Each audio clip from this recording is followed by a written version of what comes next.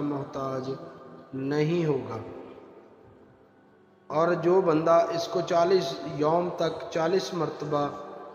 پڑھے گا انشاءاللہ، وہ تمام جہان میں جہاں بھی جائے گا، جس محفل میں جائے گا، جس انسان کے پاس جائے گا، جس کسی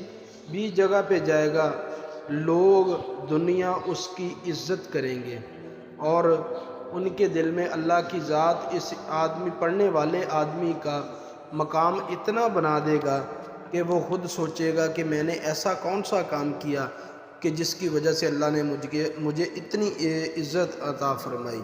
تو میرے بہن بھائیوں،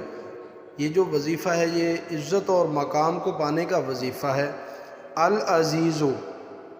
العزیزو، اس کو 40 دن تک 40 مرتبہ جو شخص پڑھے گا،